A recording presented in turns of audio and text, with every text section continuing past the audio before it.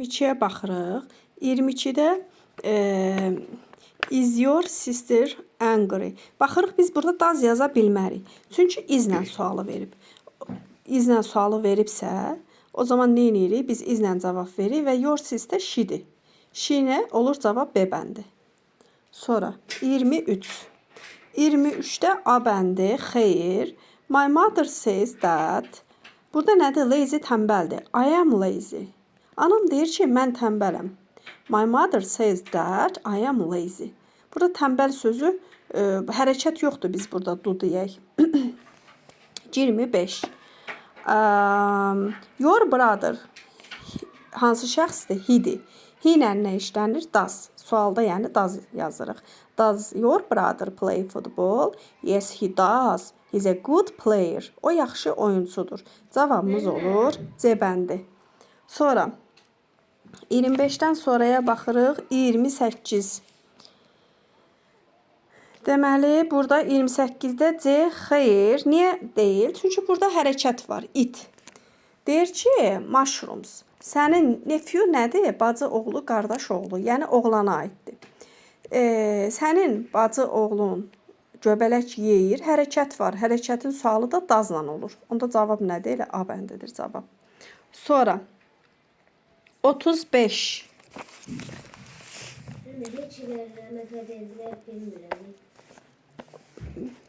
Bilmədiyin varsa yazım.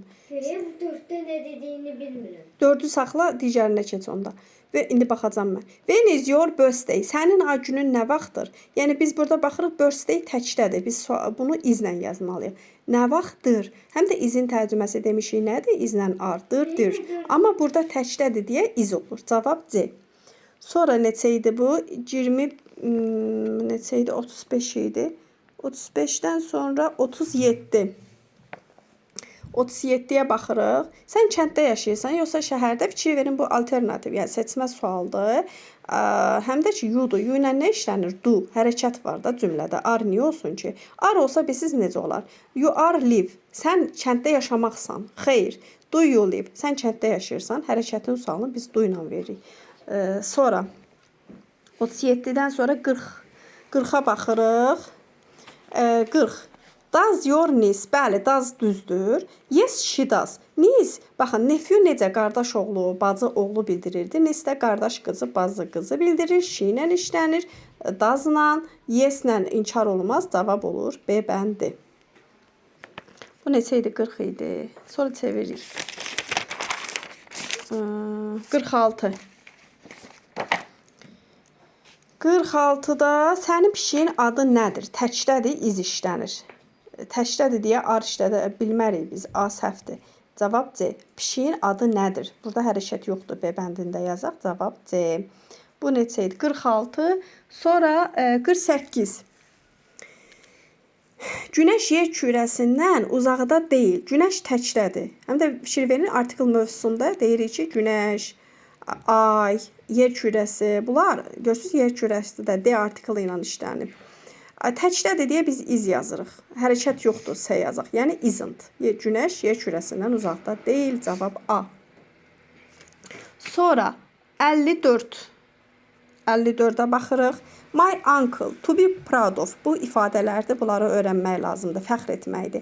Əmim uşaqları ilə fəxr edir. My uncle he-dir. He ilə də iz işlənir. Cavab B. Yəni burada biz do, does-la verə bilmərik. To be ilə olan ifadələri öyrənmək lazımdır bunları yazmaq üçün. 55-ə baxırıq. A. Xeyr, to be tired. Yenə bax, yenə həmin ifadə. Yorğun olmaq. John yorğundur və acdır. Cavab C.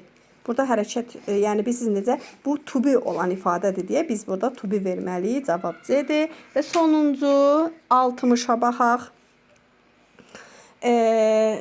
Do they in the playground? Bu nədir?